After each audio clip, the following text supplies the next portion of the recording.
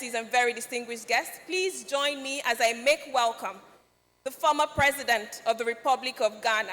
We are honored to have him in our midst. With a resounding round of applause and a standing ovation, if you may, please join me as I make welcome His Excellency John Dramani Mahama, former President of the Republic of Ghana. Thank you very much. A warm round of applause for him, please. Thank you very much. Thank you.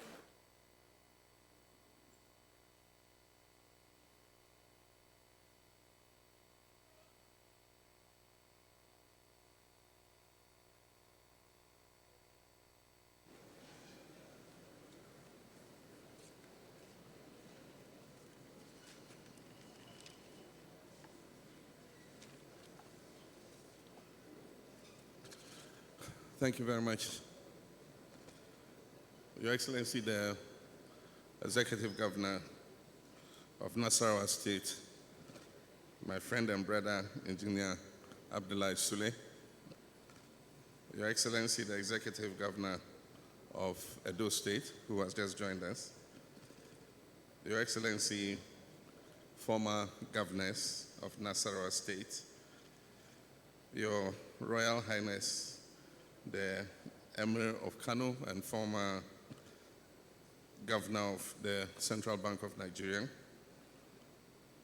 Professor Koyin Shola Ajayi, Chairman of the Economic Advisory Council, Your Excellency, the Chairman of the APC Party, my friend and brother and icon of African business, Alhaji Aliko Dangote, and let me stand on established protocols to acknowledge all our distinguished guests here, ladies and gentlemen.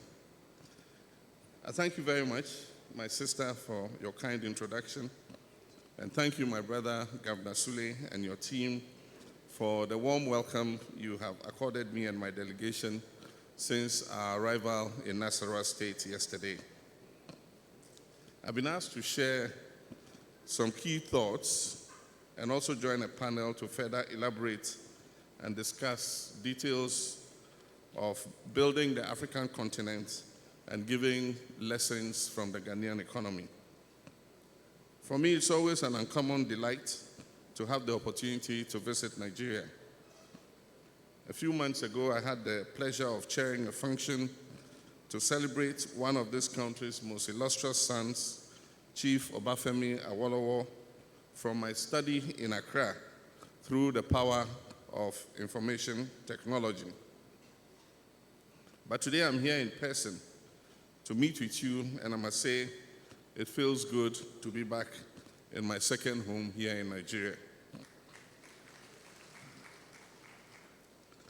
Let me tell you a bit about my connection to this beautiful land and people, and why I'm always thrilled to be part of any event that honors Nigeria.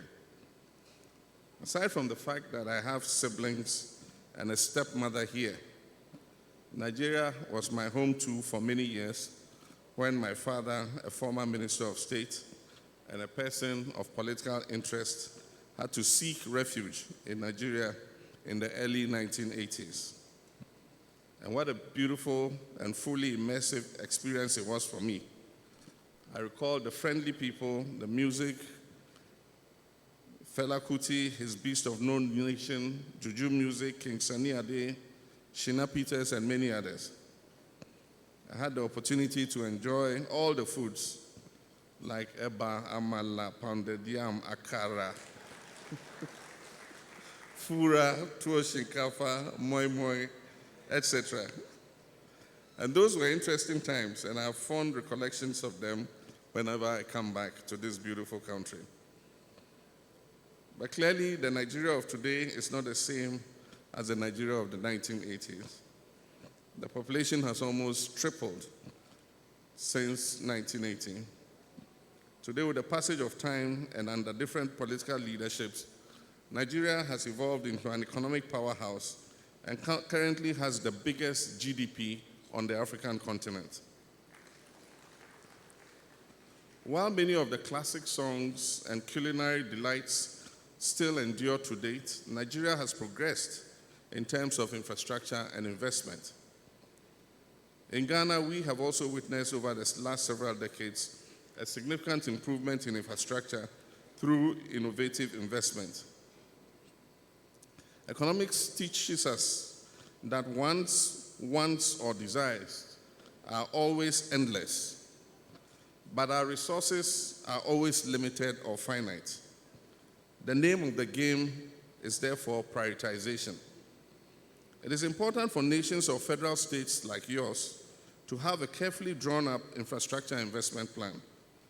This must be drawn after intensive consultation to capture the felt needs of your people. The needs identification will lead to the most rapid transformation of society. Such projects will cover a broad but critical spectrum and may include transport, roads, airports, rail, inland ports, power, education, health, and water. The benefits from investing in infrastructure cannot be overemphasized.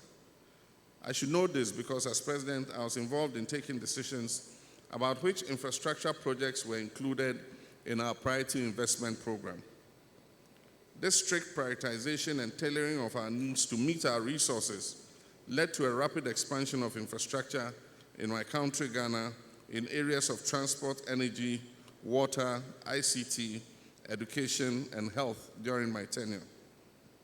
This expansion of infrastructure resulted also in an expansion of job creation in the construction sector and its supply chains. The net outcome was an expansion in the size of our GDP. As the African Development Bank Africa Infrastructure Development Index notes, infrastructure is a critical ingredient for fostering economic growth and improving the living standards of Africans. Indeed, while delivering essential services, it also serves as a quickening tool for revitalizing the economy, providing jobs and other economic opportunities at all levels throughout the value chain, from the immediate to the long term, leading to reduction in poverty. According to statistics from the UNDP, over half of the world's population now lives in cities or urban areas. This stark reality of urbanization invariably puts pressure on the existing facilities and amenities, stretching them to their limits and resulting sometimes in grave consequences. Urban infrastructure is therefore critical. Ghana also has more than half of its population living in urban centers. As a government, while we work to expand the facilities and amenities in the cities, we at the same time ensure that rural infrastructure in education, health, water, and access to power were met. This was intended to create opportunities and enhance the livelihoods of the people in the rural areas as well. I congratulate the state administration led by Executive Governor Abdullahi Sule for the decision to focus on stimulating the Nasarawa economy by building and expanding infrastructure, developing human capacity of the people to create wealth and jobs. Infrastructure does stimulate economic growth, and while the private sector will drive the Nasarawa economic development strategy, it is the state government's responsibility to position the sector by implementing the strategy, build and ensure that the needed infrastructure is in place. It is a combination of these factors that will ensure the attainment of the objective to position Nasarawa State among the top 3 Nigerian states and investment destinations by the year 2023. I can say to you confidently that sustained accelerated growth, increased economic opportunities and prosperity, social inclusion, and improved quality of life of Nasarawa citizens will only happen if the state is deliberate in providing that springboard that will ensure the right partnership between the government and the private sector. The state must act as the enabler by putting in adequate infrastructure in order that the private sector can bring the needed capital to invest. In our own experience in Ghana, as a country and government, over the 8 years in which we had the opportunity to govern, we built a new port at Tema and expanded the Takrady port to improve trade and business, exports and imports. We also built a brand new air terminal for our international airport to position our airport as the preferred aviation hub in West Africa. We embarked on a program to increase access to education at all levels and replace many substandard schools, popularly known as schools under trees, at the basic school level. All this, in addition to increased funding and expansion of the school feeding program, helped Ghana to attain the Millennium Development Goal of gender parity in primary school enrollment, where the ratio of boys to girls enrolling in primary school was 1:1. At the secondary level, our government, with some support from the World Bank, commenced the construction of a total of 123 new secondary schools, popularly called E-blocks or excellence blocks, in underserved communities that did not have them.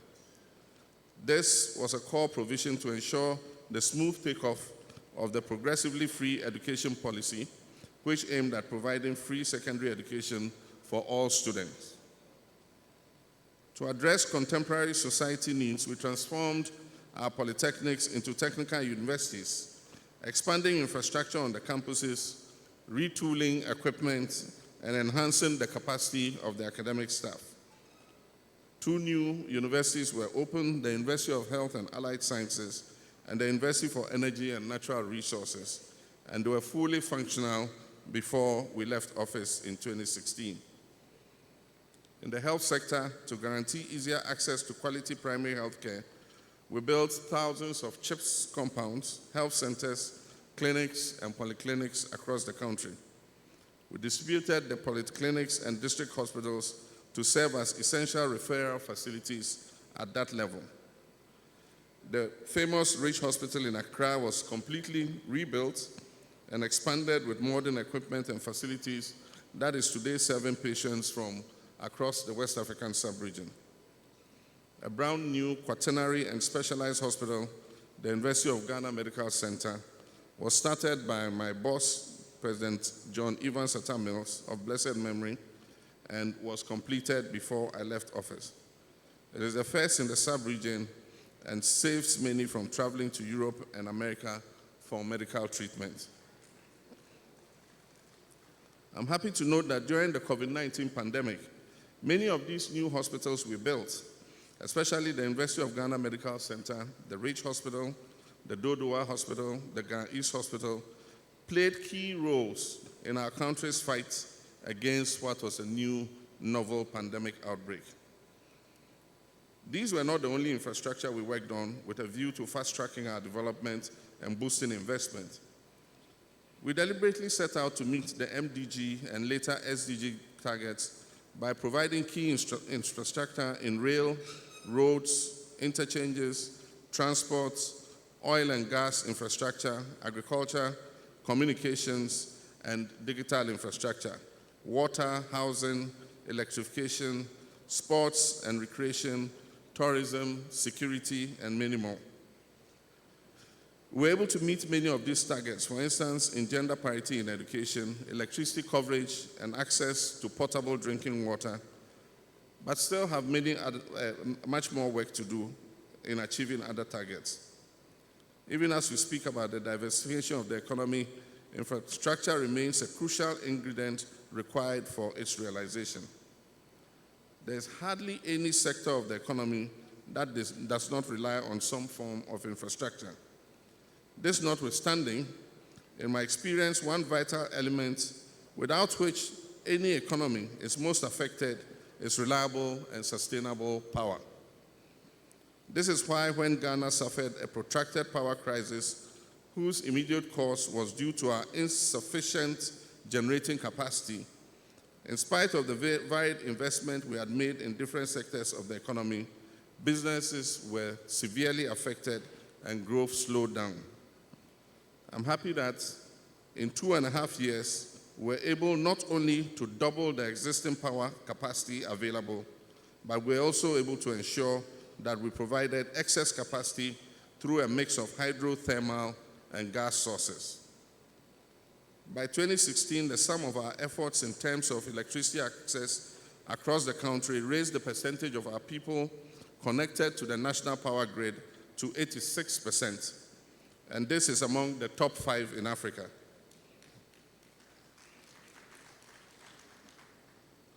The resolution of our energy challenges and the operationalization of 2 new oil wells put the country back on the path of growth, posting an impressive 8% GDP growth by 2017. A critical factor in infrastructure development is funding. Nigeria and Ghana, both as lower middle income countries, have less access to concessional funding from bilateral and multilateral sources. It therefore becomes necessary to be innovative with respect to funding instruments for infrastructure. An immediate and attractive instrument for investment is public-private partnerships. These are projects under which private capital is injected into public projects, and the investments and profits to the private investor are recovered over an agreed period of time. Such projects could be through joint ventures or concessions, build, operate, and transfer, build, own, operate, and transfer, among others.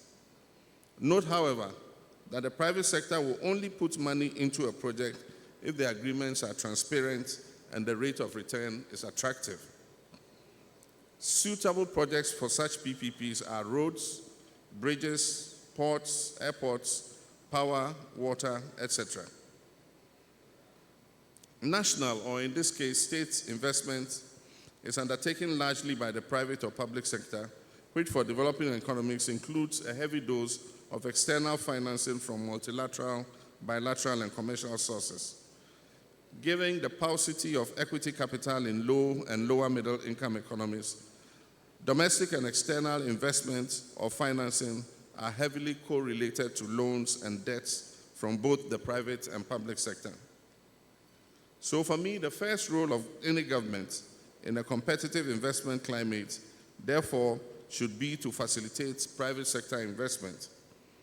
These can be done through fiscal incentives, investment or tax laws, tax holidays, accelerated depreciation, and tax exemptions or reliefs. They could also include the creation of free zone enclaves to attract these private investors to build. The success of the partnership with the private sector is what you use to enable growth, development, and job creation. Ladies and gentlemen, instead of less, there must be much investment in infrastructure as possible by all African governments. Analysts say Africa must commit to closing the infrastructure gap that exists between the continent and its sister continent by dedicating a share of GDP of about 4.5% at a minimum in order to make significant changes.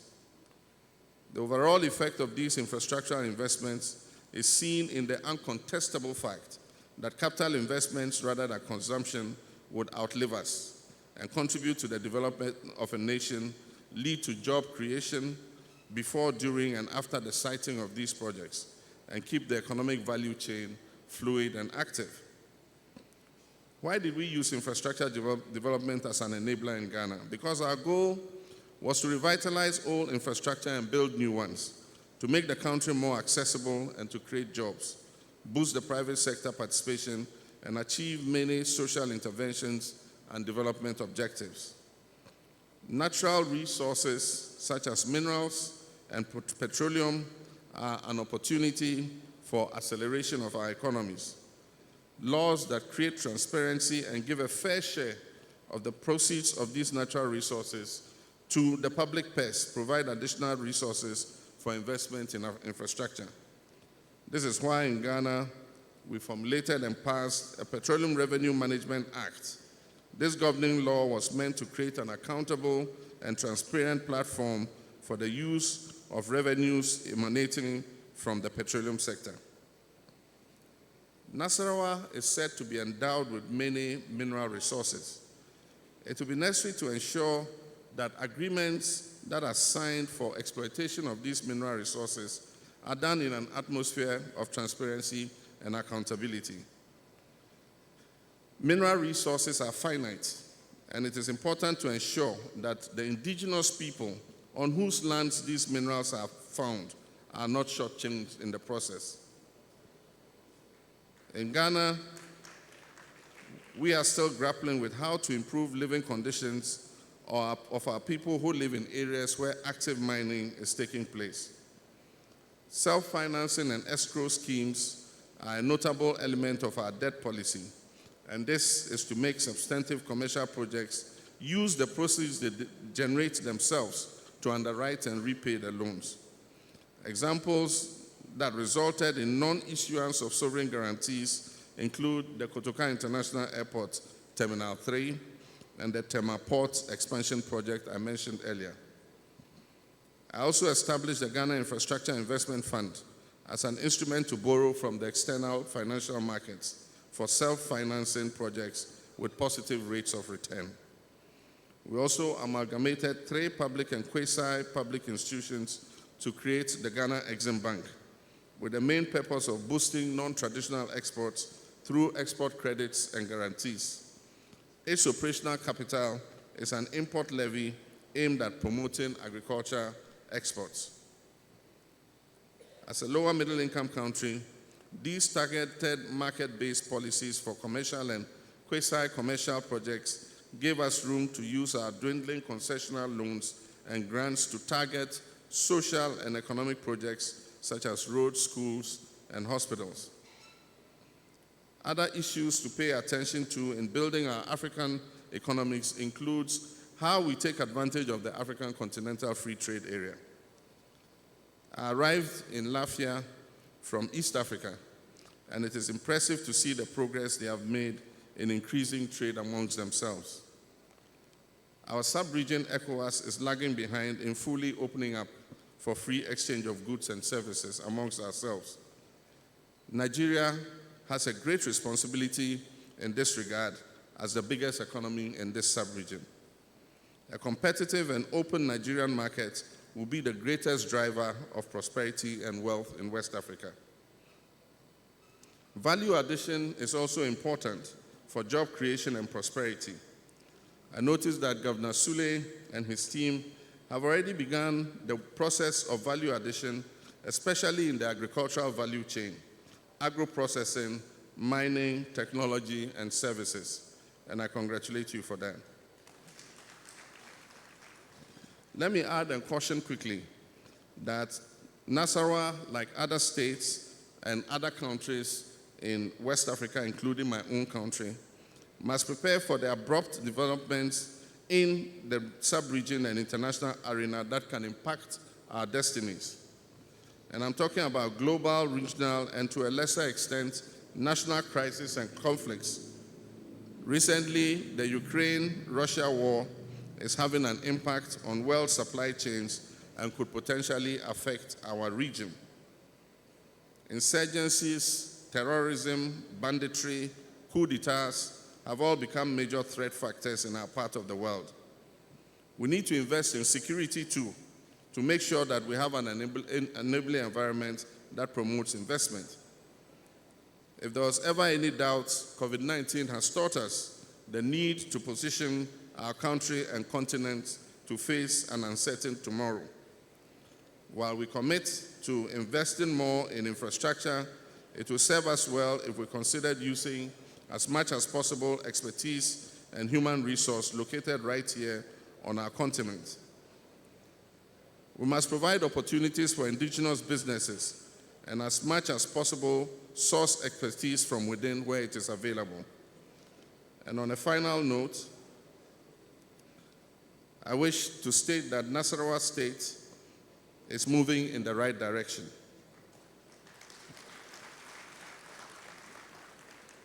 I commend Governor Sule and his team for all the structures you have put in place.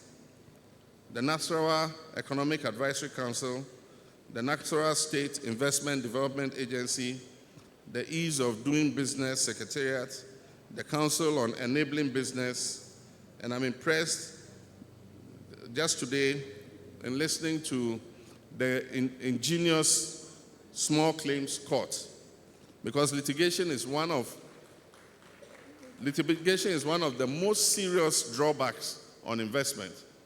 Litigation is expensive and tedious. And so being able to fast-track business disagreements through small claims courts, I think, is a very good example.